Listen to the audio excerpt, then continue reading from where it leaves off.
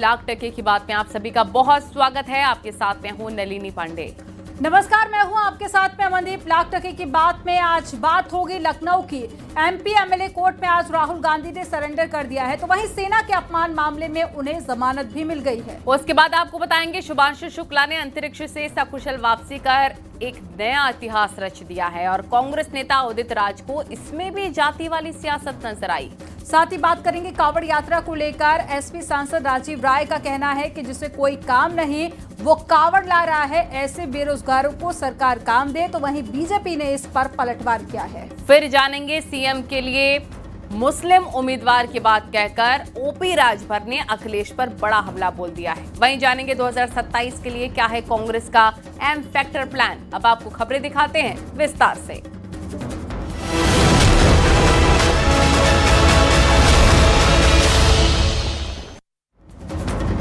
कांग्रेस सांसद और लोकसभा में नेता प्रतिपक्ष राहुल गांधी ने मानहानि मामले में लखनऊ के एमपी एमएलए कोर्ट में सरेंडर कर दिया, जिसके बाद में राहुल गांधी को कोर्ट से जमानत भी मिल गई है। भारत जोड़ो यात्रा के दौरान राहुल गांधी ने भारतीय सेना को लेकर अपमानजनक टिप्पणी की थी। वहीं बीजेपी का कहना है राहुल देश में ही नहीं विदेश में भी सेना का मनोबल गिराने का काम करते हैं। इसी पर आपको दिखाते हैं रिपोर्ट।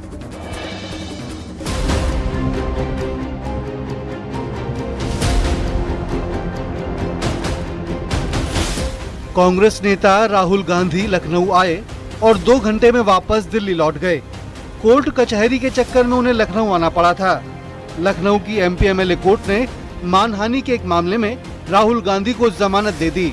मामला साल 2022 में भारत जोड़ो यात्रा के दौरान भारतीय सेना के बारे में दिए गए कथित अपमानजनक बयान से जुड़ा है। कोर्ट में सरेंडर करने के बाद राहुल गांधी के वकील की ओर से जमानत याचिका दी गई, जिसे कोर्ट ने स्वीकार कर लिया। हुआ उसके बाद बेल हुआ, 20-20 हज़ार रुपए का बेल दिया है और अगस्त में डेट लगाई। आपकी ओर से क्या तर्क दिया गया कुछ सुनवाई के दौरान? बोकस है, राजनीतिक दबाव में सब चल रहा है मामला। बाकी कोई राहुल जी ने ऐसी बात तो कही नहीं, क्योंकि पहले मुकदमा लोअर कोर्ट से खाई भी हो चुका 156 दिन और रिवीजन में जाके अलाउ हुआ था। केंद्रीय मंत्री एसपी सिंह बघेल ने राहुल गांधी पर बड़ा हमला बोला है। उन्होंने कहा कि राहुल गांधी विदेशों में जाकर भारत की बुराई करते हैं, सेना का मनोबल गिराते हैं। मोदी विरोध के चलते देश और सेना का अपमान करने से भी नहीं चूकते। भारत के लीडर अपोजिशन एक ऐसे हैं दुनिया में जो विदेशों में जाकर के भारत की बदनामी करते हैं, बयानों से भारत की एकता, समता, भाईचारा को प्रभावित करते हैं, सेना के मनोबल को तोड़ते हैं, सर्जिकल स्ट्राइक के बाद लाशों की काउंटिंग के लिए संख्या पूछते हैं। अभी पहलगांव में जो हुआ उस पर भी शक जाहिर करते हैं, तो ये उचित नहीं है। ये वोटों के तुष्टीकरण के लिए इस प्रकार की बातें की जाती है। राहुल गांधी पर आरोप है कि 2022 में भारत जोड़ो यात्रा के दौरान उन्होंने भारतीय सेना को लेकर एक बयान दिया था, जिसे मानहानि के दायरे में आने वाला और आपत्तिजनक बताया गया। इस बयान के खिलाफ एक परिवाद दाखिल किया गया, जिसके बाद कोर्ट ने राहुल गांधी को आरोपी के रूप में तलब किया था। हालांकि कोर्ट ने 20-20 हजार रुपए की 2 जमानत दाखिल करने के आदेश के बाद राहुल गांधी को जमानत दे दी। Bureau report, news 18, Uttar Pradesh, Uttarakhand.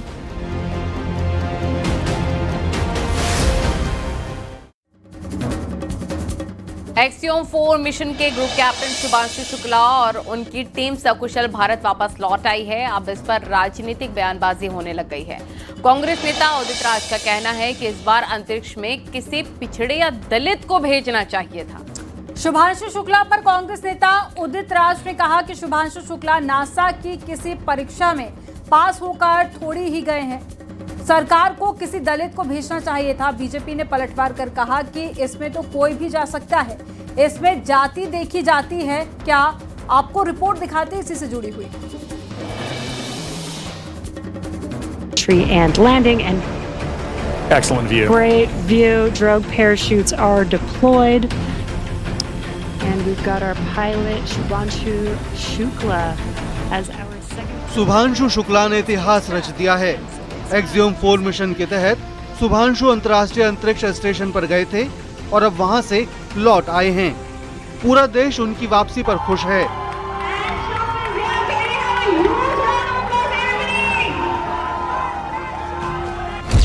इस बीच कांग्रेस नेता उदित राज ने बेतुका बयान दिया है। उदित राज ने कहा कि शुभांशु शुक्ला की जगह किसी SC/ST या OBC समाज के व्यक्ति को भेजा जा सकता था।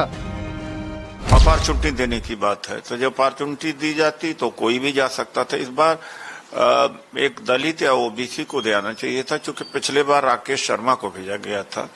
लेकिन ये तो दलित और पिछड़े, इनको तो दिखाई नहीं पड़ते। जितने सेक्रेटरी गवर्नमेंट ऑफ इंडिया के हैं, जितने जजेस नियुक्त हो रहे हैं, या तो मतलब मीडिया के अंदर भी देख लिया जाए तो सारे एक ही जाति चरित्र के लोग हैं। कांग्रेस नेता उदित राज के शुभांशु की जाति पर सवाल उठाने पर एसपी प्रवक्ता का कहना है कि ये सब बीजेपी का एजेंडा है।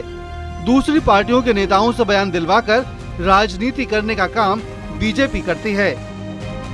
भारतीय जनता पार्टी जनता का ध्यान मुख्य मुद्दों से हटाना चाहती है, इसलिए अब आज अंतरिक्ष में कौन गया है, उसकी जात क्या है, उसकी धर्म क्या है, इस पे चर्चा करना चाहती है। कुछ हमारे जो सहयोगी दल हैं उनके साथियों से बयान ले लेगी, तो ये कहीं न कहीं एजेंडा सेट करने का प्रयास भारतीय जनता पार्टी द्वारा किया जाता है। 18 दिनों के बाद भारत के अंतरिक्ष यात्री शुभांशु शुक्ला की इंटरनेशनल स्पेस स्टेशन से वापसी हो गई है। शुभांशु शुक्ला अंतरिक्ष की यात्रा करने वाले दूसरे भारतीय बन गए हैं। पहले राकेश शर्मा थे, जिन्होंने 1984 में अंतरिक्ष की यात्रा की। लेकिन शुभांशु शुक्ला की जाति पर अब विपक्ष ने सियासत भी शुरू कर दी है। Bureau report, news 18, Uttar Pradesh, Uttarakhand.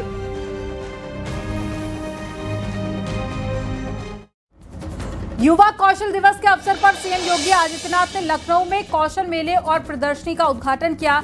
इस मौके पर सीएम योगी ने बताया कि यूपी में मानव संसाधन की कमी नहीं है।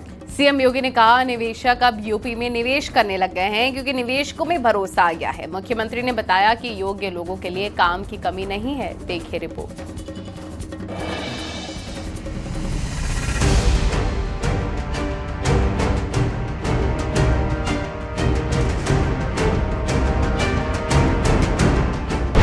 विश्व युवा कौशल दिवस पर लखनऊ में कौशल मेले का आयोजन किया गया। सीएम योगी ने कार्यक्रम का शुभारंभ किया। इस मौके पर 15 यूथ आइकॉन को सम्मानित किया गया। कैसे इन युवाओं ने, जिन्होंने अपनी परंपरागत शिक्षा तो अर्जित की, लेकिन असहाय की स्थिति में आने के बाद जब उन्हें कौशल विकास और उद्यमशीलता विभाग के स्तर पर किए गए ट्रेनिंग के बारे में जानकारी मिली, उन्होंने आवेदन किया, फिर ट्रेनिंग ली और आज सफलतापूर्वक अपने कैरियर को लेकर के आगे बढ़ रहे हैं। युवा कौशल दिवस के मौके पर मुख्यमंत्री योगी आदित्यनाथ ने लखनऊ में कौशल मेले और प्रदर्शनी का उद्घाटन किया। इस मौके पर सीएम योगी ने बताया कि यूपी में मानव संसाधन की कमी नहीं है, लिहाजा निवेशक अब यूपी में निवेश करने लगे हैं। अच्छा पैकेज प्राप्त कर रहे हैं, जिसमें 25,000 रुपए से लेकर के 1 लाख रुपए प्रति माह कमाने की उनकी स्थिति आ चुकी है। और मैं इन सभी युवाओं को हृदय से बधाई देता हूं कि जो इस कार्यक्रम के साथ जुड़े हुए हैं। सीएम योगी ने बताया कि देश विदेश से निवेशक यूपी में आ रहे हैं, क्योंकि निवेशकों में भरोसा आया है। यूपी में अब योग्य लोगों के लिए काम की कमी नहीं है। इस मौके पर MNIT इलाहाबाद के साथ कौशल विकास मिशन ने MOU भी साइन किया। इससे कौशल प्रशिक्षण में स्मार्ट प्रौद्योगिकी को बढ़ावा और प्रशिक्षकों को ट्रेनिंग दी जाएगी। Bureau report, news 18, Uttar Pradesh, Uttarakhand.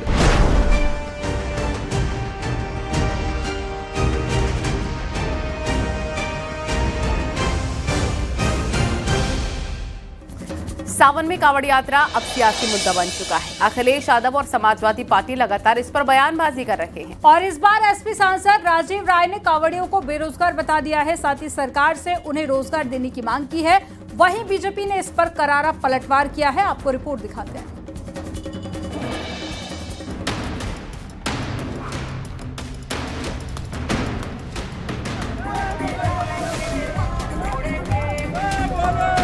Ghosi से एसपी सांसद राजीव राय ने कांवड़ यात्रा पर जा रहे युवाओं पर विवादित बयान दिया है। राजीव राय ने कहा कि बेरोजगारी के चलते बड़ी तादाद में युवा इस धार्मिक यात्रा में हिस्सा ले रहे हैं। कांवड़ियों के पास काम नहीं है, इसीलिए इनके पास बहुत वक्त है। राजीव राय की मांग है कि यूपी सरकार बेरोजगारों का रजिस्ट्रेशन करवाए। कांवड़ यात्रा में जितने हमारे बेरोजगार नौजवान हिंदू पद यात्रा कर रहे हैं, धर्म के लिए जा रहे हैं, उनकी एक लिस्ट बनाकर उनको रोजी रोजगार नौकरी दिलवाने का करे। सबसे बड़ी हिंदू धर्म की सेवा यही होगी। ये देखिए कोई बहुत रॉकेट साइंस नहीं है, उतना समय उन्हीं के पास होता है जिनके पास काम का भाव होगा। इसका मतलब ये नहीं कि सब जो जाते हैं निकम्मे ही हैं जिनके पास काम नहीं, लेकिन अधिकांश बेरोजगार हैं। बीजेपी ने समाजवादी पार्टी पर पलटवार कर कहा कि कांवड़ रूट पर नेम प्लेट विवाद को लेकर एसपी तरह तरह की बयानबाजी कर रही है, लेकिन जो लोग पहचान बदलकर धर्म भ्रष्ट करने की साजिश रच रहे हैं उनके खिलाफ एक्शन जरूर होगा। भारत का संविधान हर व्यक्ति को अधिकार देता है कि वो अपनी पहचान उजागर करके अपने धर्म का पालन कर सकता है, लेकिन किसी दूसरे को धोखा देने के लिए षड्यंत्र पूर्वक सुनियोजित तरीके से किसी के धर्म को भ्रष्ट करने के लिए अगर इस तरह के कुत्सित प्रयास किए जाते हैं तो निश्चित रूप से ये बंद होने चाहिए। समाजवादी प्रवक्ता का कहना है कि भूखे पेट ना हो भजन गोपाला। धार्मिक आस्था वाले कांवड़ियों को अगर रोजगार से जोड़ा जाए तो इसमें बुराई क्या है। उत्तर प्रदेश की मौजूदा योगी सरकार से ये निवेदन है कि आप सब कुछ करो, लेकिन इन नौजवानों के लिए बेहतरीन रोजगार का अवसर प्रदान करिए, तब मेरे ख्याल से धार्मिक आस्था और धर्म का जो प्रचार है वो और तीव्र गति से चलेगा। कहते नहीं, एक भजन लिखा गया, भूखे पेट न होए भजन गोपाला, यानी कि भगवान का भजन भी अगर पेट में दाना नहीं होगा तो बहुत बेहतर तरीके से नहीं हो सकता है। कांवड़ियों की सुरक्षा और आस्था को लेकर जहां सीएम योगी ने अधिकारियों को कड़े निर्देश दिए हैं, कांवड़ियों पर पुष्प वर्षा के निर्देश भी दिए गए हैं, वहीं कांवड़ यात्रा पर विपक्ष की बयानबाजी जारी है। Bureau report, news 18, Uttar Pradesh, Uttarakhand.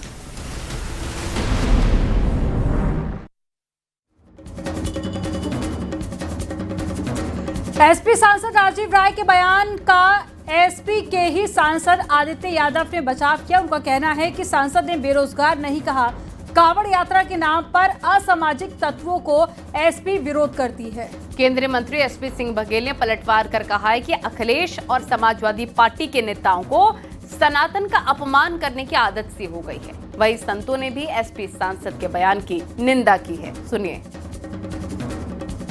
कि जब हम जैसे लोगों की उम्र की जैसी हमारी बहनों के साथ इस तरीके से मारपीट होती है तो ये दुख होता है इस बात का, क्या ये भगवान के नाम पे इस तरीके से कब तक ऐसे होगा।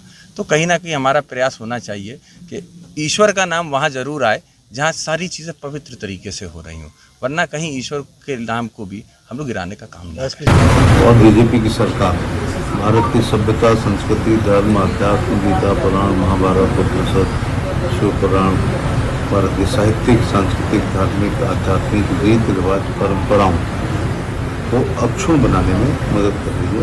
उसको कोई दूसरी दृष्टि से देख रहा है तो गलती कर रहा है। सनातन इतना सहिष्णु उदार है और सनातन धर्म की कोई भी इस पर कमेंट कर देता है और कर लेता है। इतना ही उनको कमेंट करने का, ट्वीट करने का है तो थोड़ा अन्य धर्मों के बारे में भी लिखें तो उन्हें पता चल जाएगा।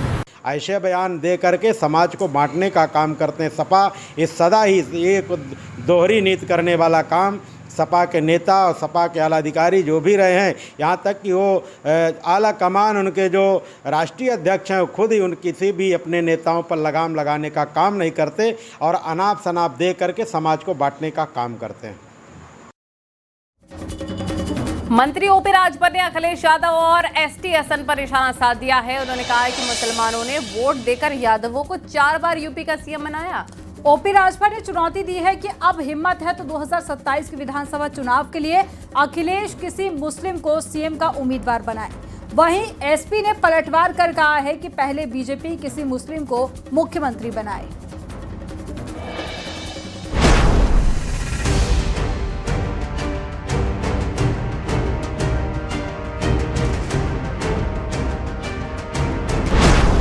मंत्री ओम प्रकाश राजभर ने अखिलेश यादव और एसटी हसन पर बड़ा हमला बोला है। उन्होंने कहा कि मुसलमानों ने अपना वोट देकर यादवों को 4 बार यूपी का मुख्यमंत्री बनाया है।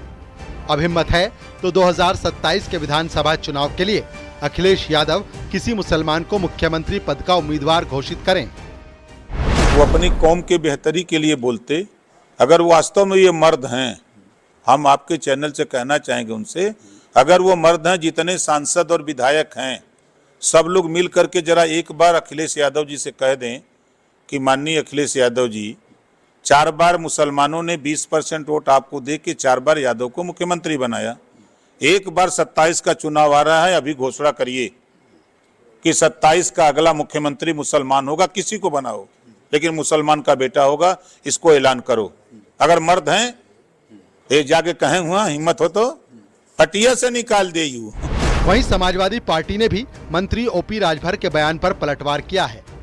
एसपी प्रवक्ता का कहना है कि अगर ओपी राजभर में हिम्मत है तो एनडीए की सरकार वाले राज्यों में मुस्लिम मुख्यमंत्री की बात कहकर दिखाएं।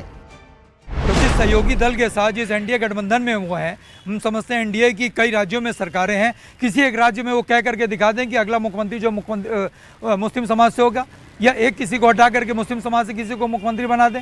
तो अगर असल में मर्द हैं वो, तो हिम्मत हो तो कह करके देखें। बीजेपी का आरोप है कि अखिलेश ने सिर्फ पिछड़ों, अल्पसंख्यकों और पीडीए का नारा दिया, लेकिन मुसलमानों के लिए कुछ भी ठोस काम नहीं किया। ये का नारा दें, लेकिन असल में हकीकत यही है कि समाजवादी पार्टी जब विपक्ष में रहेगी तो पार्टी पर कब्जा भी परिवार का रहेगा, और जब कभी भी वो सत्ता में आती है तो सत्ता पर भी कब्जा सिर्फ परिवार का होता है। ये सिर्फ नारा देते हैं। इन्होंने मुसलमानों को सिर्फ बरगलाया, मुसलमान के नाम पर इन्होंने अपराधियों और आतंकवादियों तक का समर्थन किया, लेकिन मुस्लिम समाज आगे बढ़े इसकी चिंता अखिलेश यादव ने कभी नहीं की, न राजनीतिक रूप से, न सामाजिक रूप से, न आर्थिक रूप से। ओपी राजभर ने 2022 में अखिलेश के साथ गठबंधन कर चुनाव लड़ा था, लेकिन बाद में गठबंधन टूटने पर फिर से एनडीए में शामिल हो गए। लेकिन अखिलेश और एसपी के खिलाफ सियासी बयानबाजी जारी है। Bureau report, news 18, Uttar Pradesh, Uttarakhand.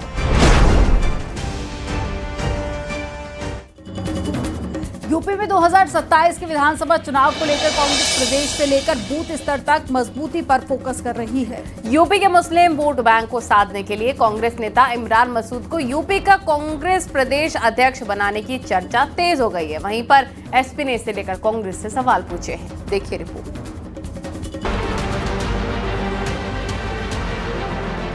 UP Congress संगठन में जल्द बड़ा बदलाव हो सकता है। कांग्रेस नेता इमरान मसूद के प्रदेश अध्यक्ष बनने की चर्चा एक बार फिर शुरू हो गई है। मुस्लिम वोट बैंक साधने के साथ समाजवादी पार्टी पर दबाव बनाने के लिए इमरान मसूद को कांग्रेस यूपी का अध्यक्ष बना सकती है। वहीं पिछले दिनों इमरान मसूद भी अपने बयानों में मुस्लिमों के मुद्दों पर काफी मुखर नजर आए हैं। 2024 के लोकसभा चुनाव में इंडिया गठबंधन में एसपी और कांग्रेस ने मिलकर यूपी में काफी सीटों पर कब्जा किया था। इसके पीछे समाजवादी पार्टी ने खुद के दम पर ज्यादा सीटें हासिल करने का दावा किया। वहीं कांग्रेस के नेताओं ने इसे कार्यकर्ताओं की जीत बताया था। एसपी का मानना है कि कांग्रेस को उन राज्यों में फोकस करना चाहिए जहां उसका जन आधार है। यूपी जैसे राज्यों में सक्रियता बढ़ाकर सहयोगी दलों को कमजोर करने की कोशिश नहीं करनी चाहिए। इंडिया गठबंधन के जो तौर तरीके हैं वो उस राजनीतिक दल को स्पेस देना है जो उस स्टेट में सबसे मजबूत हो। अगर इस सारी बातों को कांग्रेस धता बताती है और कुछ एक नई स्ट्रेटजी ऐसी लाती है कि इंडिया गठबंधन के दूसरे जो मजबूत राजनीतिक दल को नुकसान हो, तो निश्चित तौर पे इंडिया गठबंधन के वो सारे दल इस बात को सोचने पे मजबूर होंगे कि कांग्रेस की नीयत बीजेपी को हराने की है अथवा इंडिया गठबंधन दल के नेताओं और तमाम सारे राजनीतिक दल को हराने की। वहीं राजनीति के जानकार मान रहे हैं कि कांग्रेस 2027 पर फोकस करके अपनी रणनीति बना रही है। ऐसे में कांग्रेस दलित या मुस्लिम पर दांव खेल सकती है। ये संदेश देगी कांग्रेस सबसे पहले समाजवादी पार्टी को, क्योंकि समाजवादी पार्टी से निकले हुए उसके बागी नेता के तौर पर इमरान मसूद को जाना जाता है और वो उनके बयान भी जिस तरीके से सामने आते रहे हैं उससे ये लगता है कि अगर उन्हें ये कमान दी जाती, उन्हें बड़ी जिम्मेदारी कांग्रेस में मिलती है, तो कांग्रेस कम से कम समाजवादी पार्टी के मुस्लिम फैक्टर पर एक बढ़त बना सकेगी, उस पर दबाव बनाने में कामयाब हो सकेगी। पिछले दिनों इमरान मसूद के समाजवादी पार्टी को लेकर बड़े बयान सामने आए हैं। सपा के बागी नेता रहे इमरान मसूद कांग्रेस में वापस जाने के बाद एसपी पर काफी मुखर रहे हैं। ऐसे में कांग्रेस 2027 के चुनाव में एसपी से ज्यादा सीटें मांगने के लिए दबाव बना सकती है। ऐसे में कांग्रेस क्या वाकई किसी मुस्लिम नेता को अपना प्रदेश अध्यक्ष बनाएगी या फिर पीडीए के नेता को अपना प्रदेश अध्यक्ष बनाएगी, ये कांग्रेस उस वक्त के मौजूदा राजनीतिक और जातीय समीकरण को ध्यान में रखकर फैसला करेगी, क्योंकि आने वाले 2027 के चुनाव में बीजेपी के विकास और हिंदुत्व के मुद्दे के सामने मुस्लिम नेता कितना कांग्रेस के लिए लाभकारी सिद्ध होंगे, ये तो आने वाला समय ही बताएगा। कैमरामैन मनोज शाही के साथ राजीव प्रताप सिंह, न्यूज़ 18 लखनऊ।